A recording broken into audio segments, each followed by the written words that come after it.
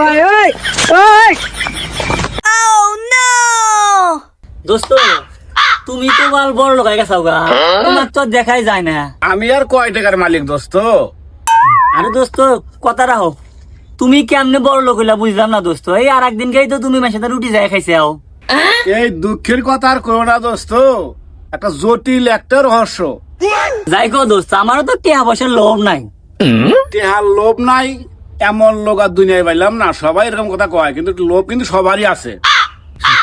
দোস্ত যাই হোক দোস্ত, আমারও তো লোভ নাই, তাও তোমার রহস্যটা যদি একটু কইতা। দোস্ত, তাহলে কি শুনবে দোস্ত? তাহলে শোনো তালি ওই রতন গান্ধীর আটার গল্প। দোস্ত গেছিলাম মরিচ বেচের দিকে, যা দেখে মরিচের দাম একটু কম, তাই একটু বেজাল দিয়া মরি দে ভেজাল দিয়া দোস্ত বড় লোক হয়েছে না। তাইলে শোনো তালি, মরিচে মাপে একটু কম দিছি, তাই ব্যাপারী ধরিয়া গুয়ার কাপড় তুললে মরিচ ভেঙ্গে দিছে গুয়ার মধ্যে। হায় রে দোস্ত, আমি তো চিকুর, সেই চিকুরে দোকানদার দোকান থুয়া সেই দৌড়। এই দোকানদার টেকা টুকা থুয়া থেকে আছে গা, আমি সমস্ত দোকানদারের টেকা টুকা আমার ব্যাগের মধ্যে তুললে বোমা দৌড় বাড়ি মিললে।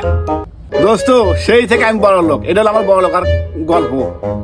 তাড়াতাড়ি দোস্ত কি গো, আমার গুয়ার কাপড় খুলে দিলেন দোস্ত। মোজ ব্যাংকে দাও দোস্ত, মোজ ব্যাংকে দাও। দোস্ত তোমার না বলে লোভ নাই, কে বললো?